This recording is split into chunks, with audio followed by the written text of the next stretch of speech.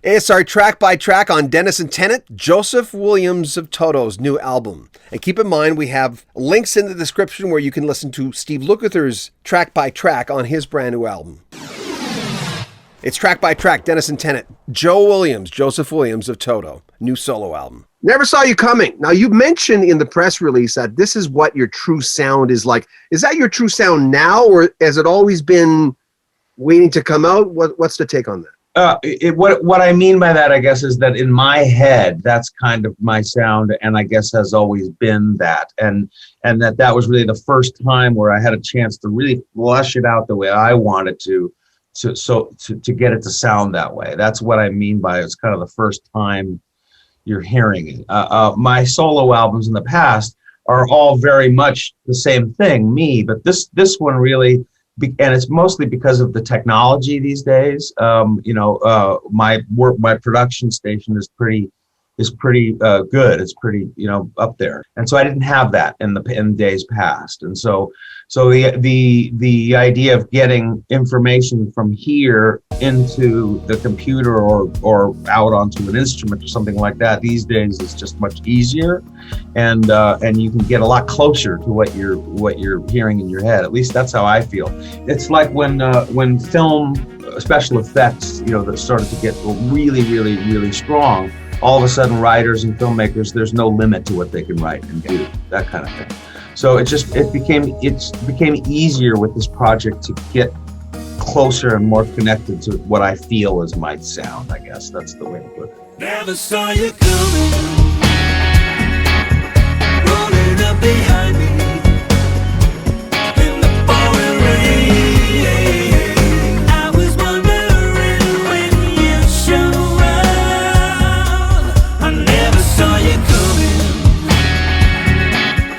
never where I'm looking. It could be any day. You're a spirit that don't care about love. Never saw you coming. Your drum programming is amazing. I'm a drummer. My son's a drummer, and I couldn't tell the difference. Well, I come from a family of drummers. Yeah. And I played when I was a kid. I can't do it now. I'm 60 and I have horrible arthritis in my thumb. I grew up around them. My grandfather, my brother, my uncles, all of those people. So, and really, it's not my drum programming is mostly about just sort of getting the idea down. My first choice always is to have a real guy come in and play. I mean, that's like Simon coming in on Liberty Man and so on and so forth. But as I was writing and producing, some of the tracks that I had worked on, the drum programming sort of started to really sound locked and good. And then when I added Lenny Castro on top of it, his live percussion, it made the drum programming sound more like a real person. Yeah. And so I just liked it, so I just kept it. But mainly what it was. I am a man who has to be free, to put up the anchor and set out to sea, to ride the beckoning waves and follow the stars. I still believe you and I can go on, sailing the world we've been building upon.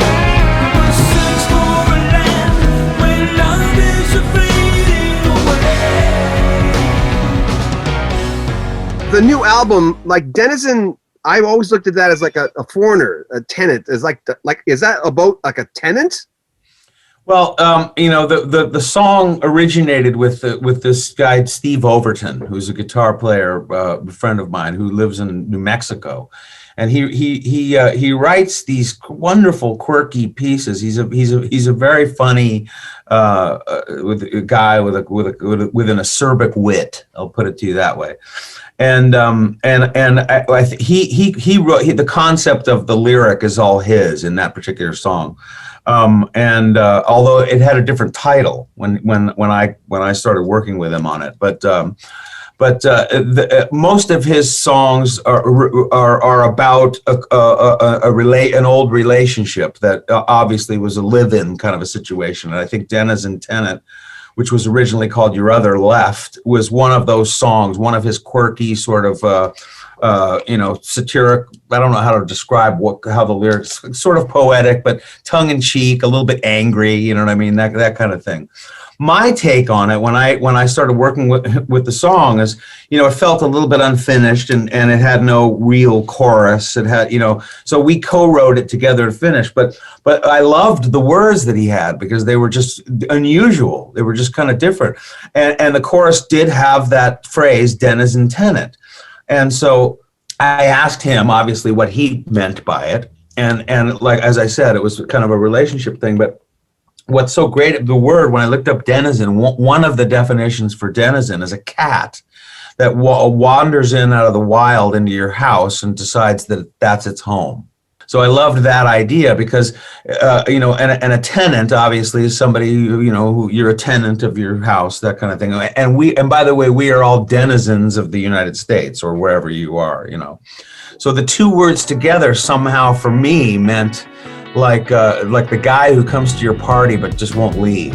It's like like the cat who comes in and decides that your house is his home. So, and I loved that idea because when I was a younger man, I was kind of that guy. I had a little bit of that thing where I would come and hang out, and it would be 3 a.m. It's like, Joe, you need to go, that kind of thing. So that was sort of how I took its meaning.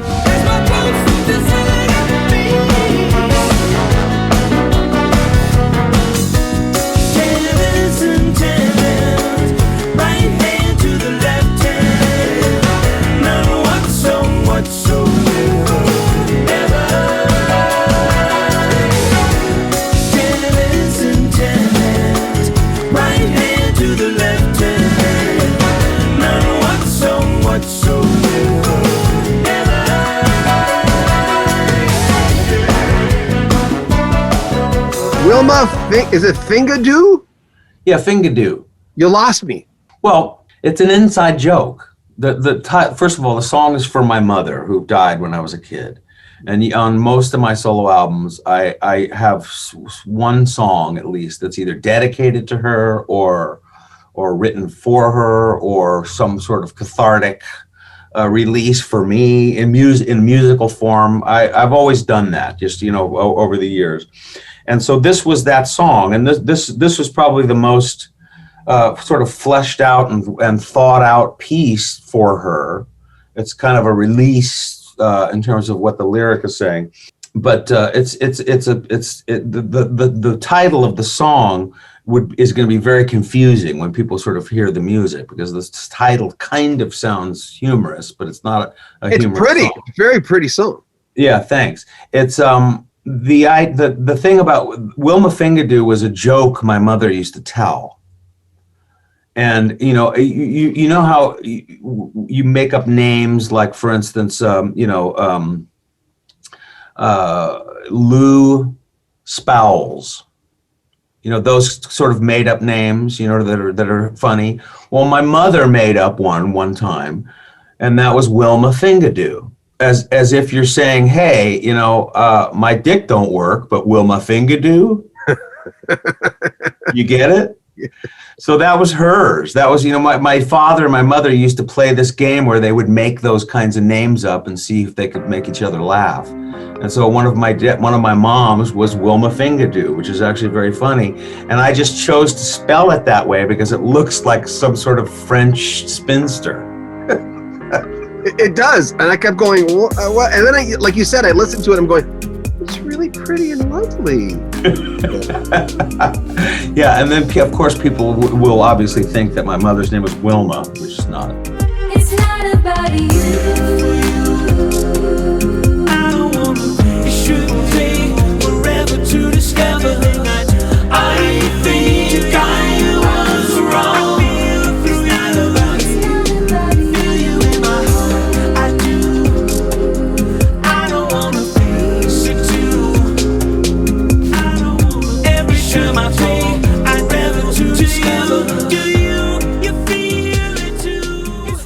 Anyway, Black Dahlia. Yeah, Dahlia. That was a song. That was sort of a return, a reunion with me and Jay Gruska, who was my brother-in-law for 1,000 years. He produced my first solo album when I was 21, and a dear friend. And he's been a TV composer, film composer for 30 years. He's done so many TV shows that have had long runs. Supernatural, Charmed, all of these shows. So he's a working composer, but he's also a magnificent producer and songwriter. I mean, just really wonderful. And he and I have a great chemistry together. So we got back together. I said, let's write something for the album. And we did all of it in his studio, which is why he's the producer. He ended up being the producer for Black Dahlia and also for No Lessons, which are the two songs with him. And Dahlia, we kind of started from scratch. Went up to his house, and he had it was very much the way I used to write with Dave. Jay had some musical ideas going, and then I started singing some melodies on top of it. And basically the song, is the sequel to Pamela. It's about the same person. What? Yeah. Was her name Pamela? Mm-hmm. Was she an ex? Yes. Yeah. An ex from when I was in my 20s. A very, very tumultuous, passionate relationship that didn't end well for me. It was one of those relationships that made a huge impression, and therefore, came out in the song Pamela, which so that was and this song is it's about the same person. Now this person is somebody who I know, and this is somebody who's close to our age now, and somebody who's a parent. So you guys went full circle and became friends again? Or? Oh well, yeah. I mean, we don't talk regularly or whatever, but we're not enemies. Right. I saw her at my nephew's wedding, and it was, hey, nice to see you, blah blah blah. Does she know the songs about her? I don't know if she knows this new one is, because the album hasn't come out or anything. She knew. At what point did she know Pamela was about her? Is her name Pamela? Yes. No, her name's Pamela, and she knew right away, because when I wrote it, we had broken up for a long time, but we gotten together to get some dinner or whatever, and I was playing her rough mixes of the seventh one stuff. And I said, yeah, here's your song, and she loved it. She thought it was great. That was, that Pamela was intentionally written for her.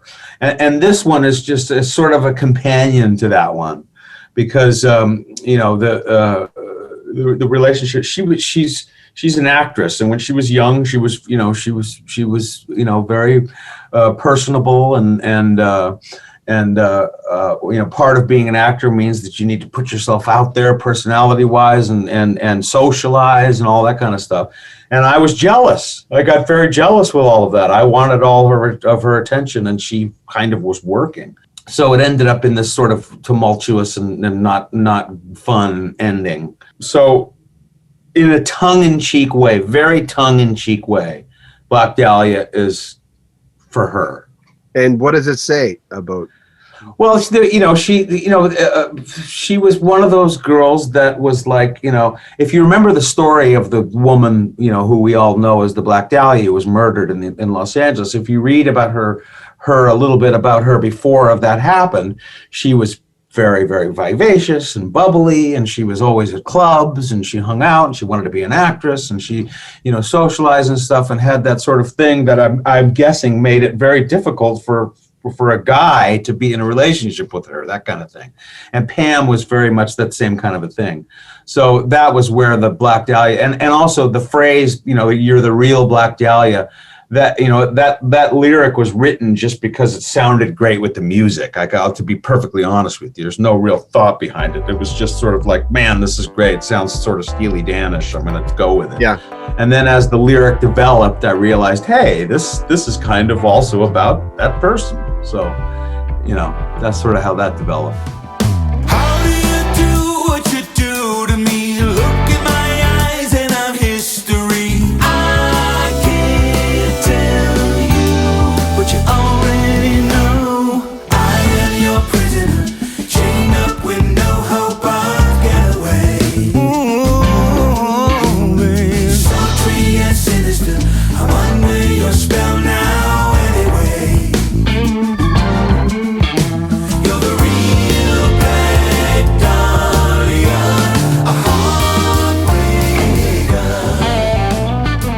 Don't Give Up with your daughter singing with you. That was nice. And you bring it up and the tempo keeps building and building, which is kind of nice on that. Tell me about the decision to put that together.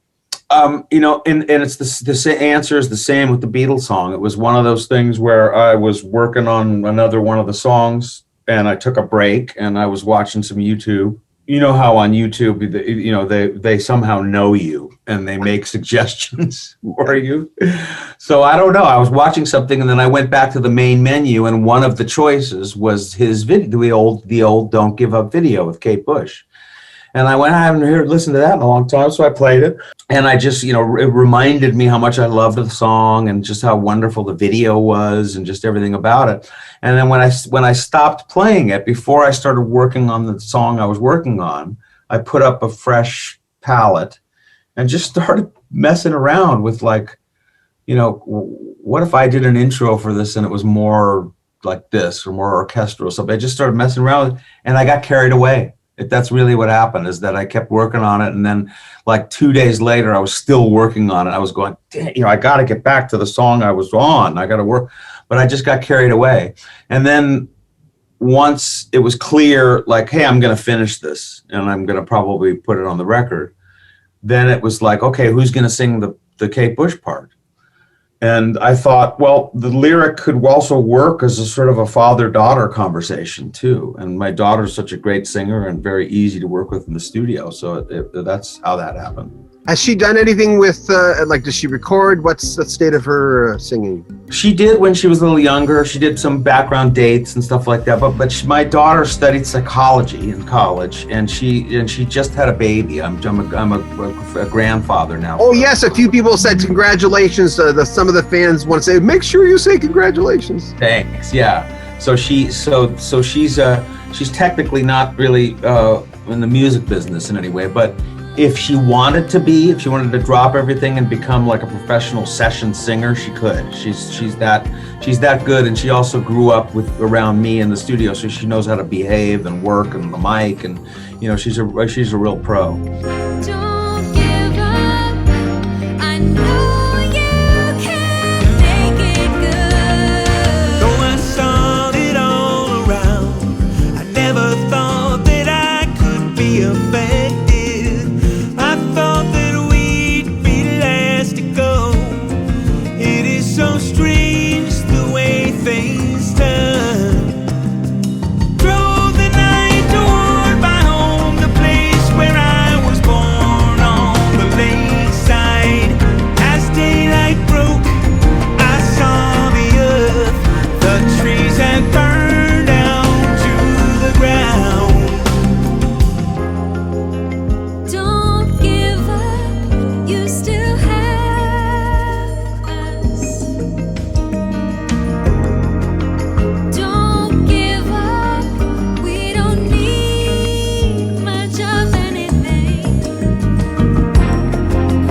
Don't give up, 'cause somewhere there's a place where we belong. The Dream, is that about the state of the world?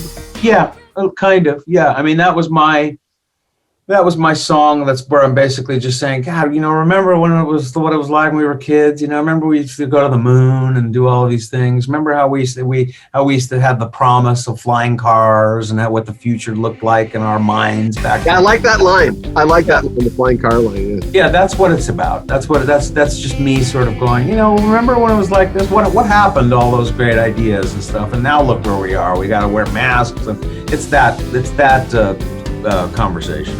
Okay. The shame of it, oh no, the dream is dead. Believe what you want. We've been walking around like the living dead. Get on your knees and pray.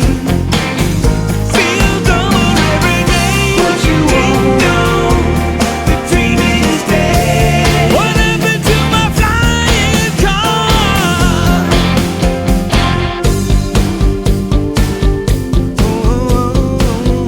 Remember Her sounds like if I wrote that song, I'd be writing it about Natalie Wood or something. It gave me that kind of vibe. Is that about someone specific? It is. It's about somebody called Cecilia Payne, who in 1925 was the person who discovered what stars are made of internally. And she was never credited for her discovery. It was the discovery was credited to some man, to a guy. And so when I wrote the song, I had it all finished with the line in the chorus, "I will remember her." Will anyone remember her? And what I wanted the song to be about was about either one woman or several women that had contributed something to the world that nobody talks about or has forgotten. So, but I didn't write the lyric. So but that was the idea I wanted. So I called Paul Gordon, who's one of my dear friends and playwright and wonderful songwriter. And I said, I want this. The song is called "Remember Her." The chorus is, I'm singing that. Now in the verses, I'm a little bit struggling with the words. So do you want to write this with me? He said, "I'd love to." And I told him, I described to him what I wanted, that I wanted it to be about a woman or some women who had made some contribution that was not appreciated. And he came back and, he wrote this note to me and says, "Okay, I found this woman in history, Cecilia Payne, and we're going to do it about her." And I said, "Perfect, that's fantastic."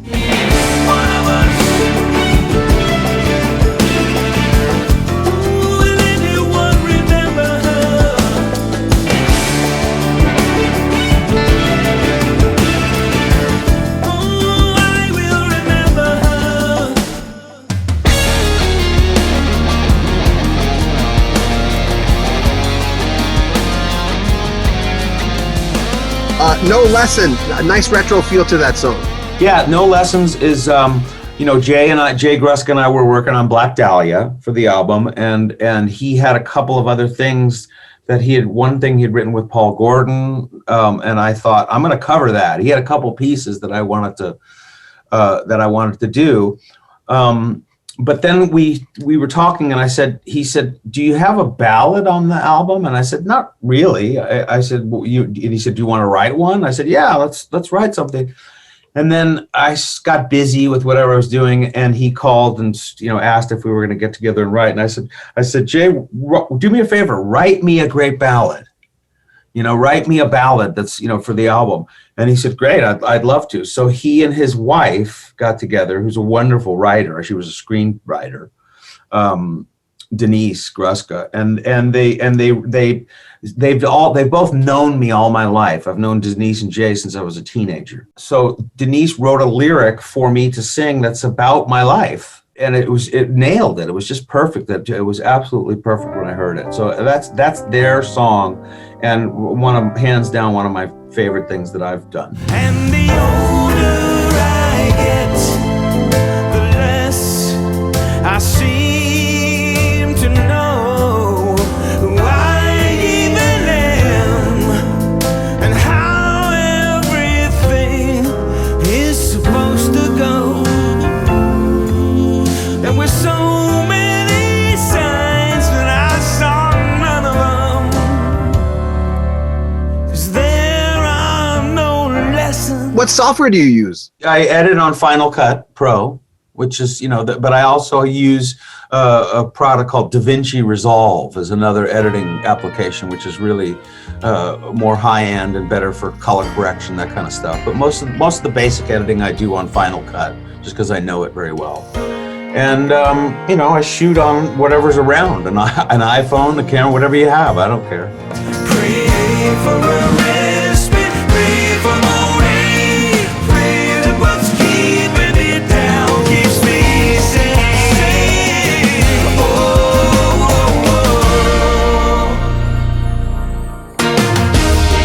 tear it apart, though it's something you love. Any other man is gentle. It don't matter ways.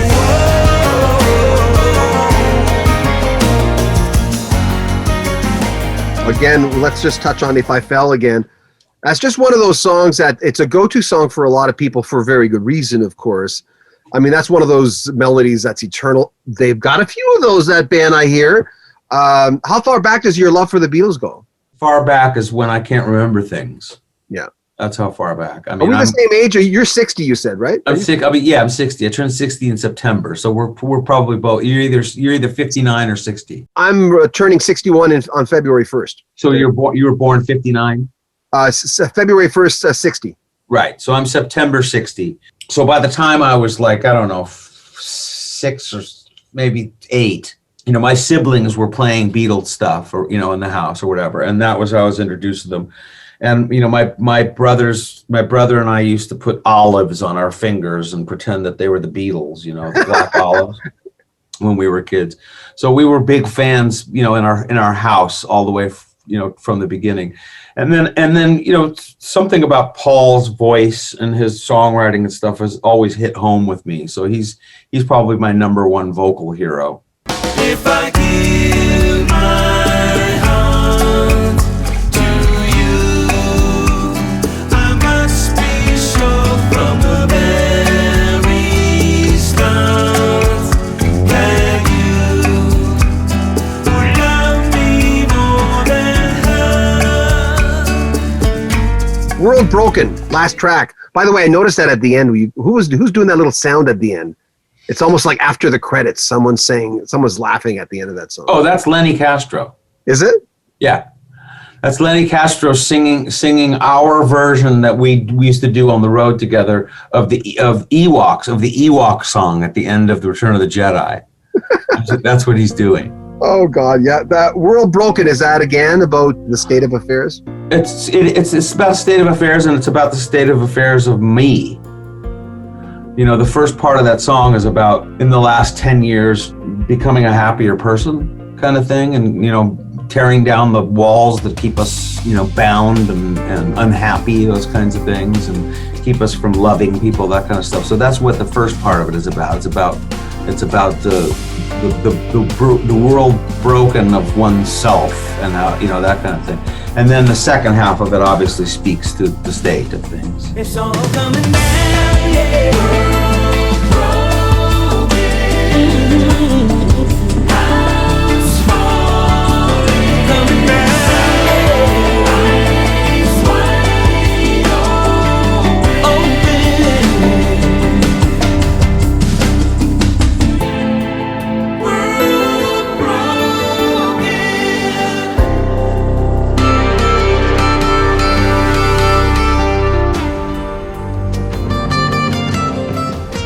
Keep in mind, we have a track-by-track on I Found the Sun Again, the brand new Steve Lukather album as well. Links in the description of this video. Make sure you comment on our videos, subscribe to our channel, and share our videos. I'm John Beaudin. This is Rocky Street Music.